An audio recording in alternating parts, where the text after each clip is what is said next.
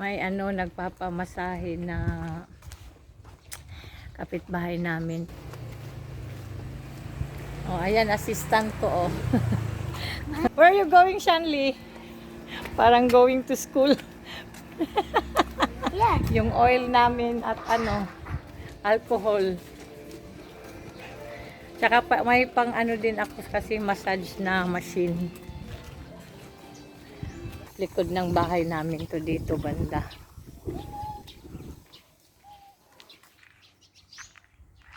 Hello.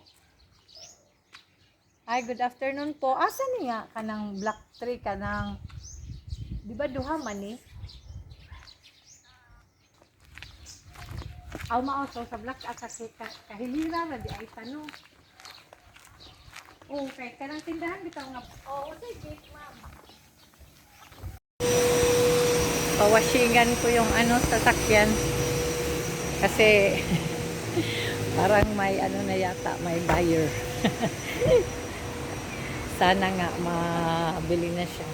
Babiyahe pa daw siya ng from Iligan, malayo yun, parang kasi Cagayan to Butuan yun 6 hours pag bus, pero pag mga naman sasakyan private makuha lang yun ng 3 hours something. Depende sa takbo. Pero from Iligan kasi siguro mga 8 hours pag commute. Ayan, pinapawashingan. Ito lang ang ako nahiya ako kasi yung reserva ko tingnan nyo naman. Ayan. Lumabas na yung mga alambre. Wala na wala na sa budget ni Bisaya bumili. Kaya nga sabi ko ibenta ko na nga rin to at yung maintenance niya hindi ko na afford.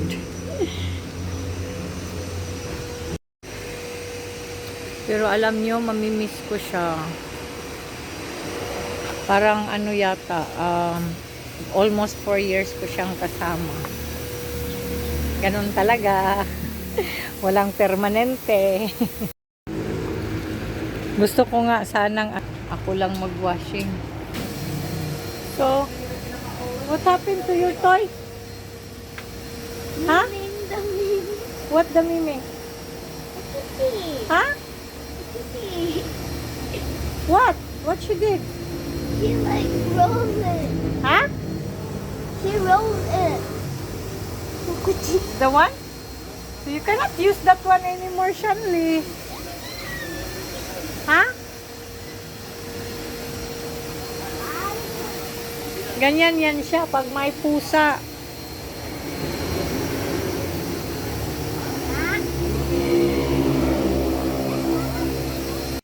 Bibili ng sasakyan. Sabi niya, mga 2 hours pa daw. Ngayon, mga 9:30 na yata. Ngayon, anong oras na? Oo nga, 9:30 na. 2 hours pa daw siya. So, mga 11:30 na siya darating. Imbis na matutulog na kami. Tapos, diretso na daw yung niya, yung biyahe niya. Pupuntang Iligan, nakakapagod yun. Pagdating niya dito, biyahe siya, diretso na. Dito siya mismo pupunta sa bahay siya, from Luzon, Tagalog nga siya 2 months pa lang daw siya dito. Tapos, yung pamilya daw niya taga dito sa Mindanao, sa Iligan.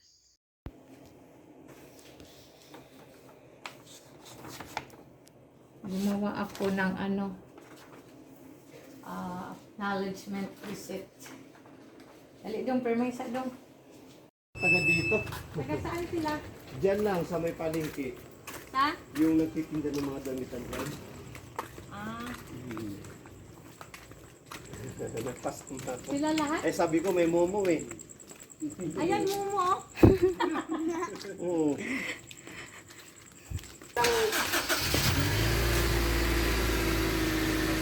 Ilang buwan na ito madami pinapagay? Napaanday? Ginagamit ko yan. Kaso nga lang, siya, parang ginagamit ko once a week. Pag bibili lang ako ng mga soft drinks ba. Nagmumotor lang kasi talaga ako. Aksaya sa gasolina Anong dahilan talaga ba? Sa totoo lang, dahil yung tatay nito, Hindi na nasusustento. Hindi ko na Ari siya ka tayo, kaya. madam. Oh. Basta, ano kasi, ito mo na laman.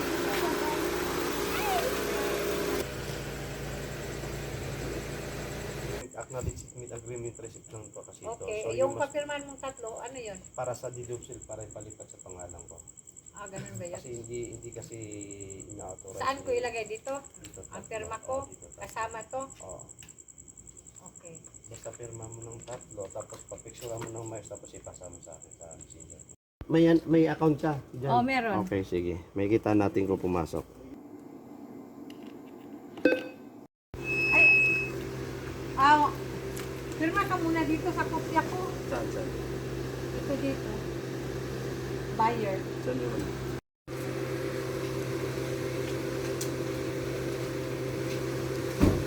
Yung witness, hindi ka na mapapirma ng... Wala na si Honda CRV ko.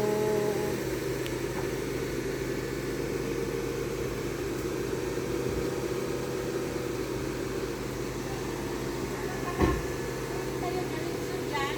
Tapos ganon, unang kanan. Yan tayo ha.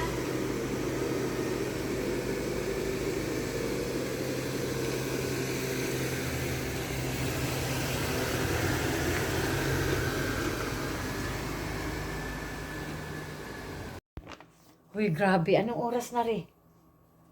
3:20. 3:20. Dumating yun sila kasi galing Iligan pa nga. Ano na? 11. 11 no? 11:30? Alam nyo bakit kami ay hindi, ang tagal natapos? Kasi sinend niya yung pera sa GCash at saka sa bangko ko. Hindi napasok. So, yung pinasok na lang nila yung iba, yung kasamahan nila may Paymaya, pinasok doon sa GCash ni Ria. Basta ang daming mga ganun-ganun at saka sa bandang huli may pumasok sa akin na konti lang sa GCash ko. At saka nakita niya na yung sinend niya na 50-50 sa GCash ko at Metrobank, na ang tagal naming naghintay, panay ako check kung meron na nga sa akin. Wala, sabi niya, bumalik sa kanya. Okay? So, ang ginawa niya, nag-withdraw na lang talaga sila. Ginamit nila yung motor ko. Nag-withdraw sila. Pagbalik nila, yung pera niya sa ATM is nawala ang 100K at nasa transaction na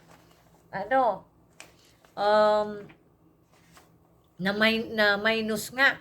Ngayon, sabi nila, tingnan ko daw sa bangko ko at sa GCash. Wala naman, pinapakita ko rin sa kanila na walang napasok. So ngayon, grabe na ang pagod nila, antok na. Pati kami ni Ria. Sabi na lang nila pag mapasok nga daw sa i-send ko daw sa kanila.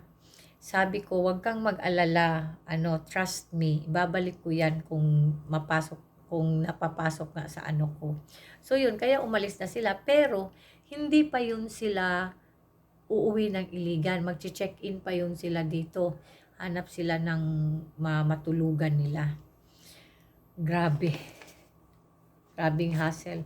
Ayan pa yung yung kasulatan. Sila mga Muslim. Pero nakikita ko sa kanila, ang babait nila. Yung, kasi yung dati nga, may na-share ako sa vlog ko na yung mga Muslim dito, yung iba, yung parang, iba nga yung mga, asal. Pero sila ang babait lang. Hindi naman yan sa Muslim ka, ganito, ganyan. Kahit naman sa atin mga Katoliko o anumang relihiyon, meron naman talagang may okay, may hindi, may sakto lang. Pero sila talaga, ang nila, marespeto sila. Sila lahat actually. Magpinsan sila at magtatay. Ilan sila rin? 6? 7? Ay, grabe. Nabenta nga siya, pero grabe. iniwan na nga niya to na kailangan nga daw tong ito para sa, ano yun, deed of sale. 3 pirma. Na ang pinoproblema ni Bisaya ngayon kasi itong kaibigan ko, sabi, kailangan ko daw panotaryuhan yung pinirmahan nila ba yung acknowledgement receipt na ginawa ko. Kailangan ko daw yung panotaryuhan para sigurado na may proof talaga na binenta ko na yung sasakyan. Kasi kung sakali man, kung anong mga mangyari, anything, hindi na ako ma-question. Kasi meron ng patunay na naibenta ko na yung sasakyan. Kailangan nasa safe side ako, yung documented talaga. Nung pagpunta ko naman doon sa papanotaryuhan ko nga sana, hindi tinanggap kasi ang daming burado. Yung sa presyo kasi ng sasakyan, yung unang napagkasunduan namin, hindi kasi yun ang hindi yung presyo na yun. So binura ko. Na nga rin yun, pagod na at inaantok na rin ako. Nawala na rin si Bisaya basa. Na hindi pwede yung ganun-ganung bura-bura. So, yung basta na lang, hindi pwede daw yung ganon. Kaso, wala din siya dito. Kailangan ulitin ko daw yun. At, yung klaro talaga, walang erasure. At yung pirma niya, wala na. Hindi naman yun pupunta dito para lang. Pero sabi nga naman niya na yung license ko na photocopy, pinapirmahan niya yun ng 3 pirma para nga, yun ang sabi niya sa akin. Kasi papagawa siya ng deed of sale. So sana naman, yun na lang ang dalangin ko na sana naman hindi ganun. Kasi sa tingin ko naman sa kanila, mabubuting tao naman sila. At pina-message ko nga kay Ria, kasi si Ria ang kakontak nila nung si Ria kasi ang nag-post nun sa Facebook. Pinapa-message ko na lang, pinapatanong ko kung natapos na ba, naasikaso niya na ba yung deed of sale. Nag-reply naman siya. Sabi niya hindi pa daw niya na process at nasa shop daw yung yung sasakyan. Kasi nga yung nung pagkakuha pala nila dito, binahin nila, 'di ba? Long drive yun, sinabihan ko na siya kasi tinanong naman niya ako kung anong mga issue nung sasakyan. Sinabi ko sa kanya. Sabi ko sa kanya, paki-monitor na lang yung sa yung sa temperature ba tawag nun, yung sa sasakyan, kasi nga nag-overheat siya, pero pinaayos ko na, okay na naman siya, hindi na siya yung nag-overheat dito, kaso dito ko lang yun hindi ko naman nilolong distance yun, kaya sabi ko sa kanya i-check niya kasi mahaba pa naman yung nyo, yung travel nyo, wala siyang check, nag-overheat nga. Pero umabot na sila, nasa bandang Cagayan na sila nung nag-overheat. Pinapatowing pa yung yung sasakyan, nag-hire pa sila ng truck. Sabi ko sa kanya, di mo ako masisiha at sinabi ko yan sa'yo na i-check mo, i-monitor mo. Di naman niya ako sinisi dahil nga sinabihan ko naman siya. Pero yung Honda CR-V ko na yun, maganda pa yung mekaniko, kahit yung mekaniko nila, sabi talaga maganda pa yung makina niya. Tahimik yung makina. Walang ingay. Pero yun nga, kailangan na nating i-release kasi hindi na kaya.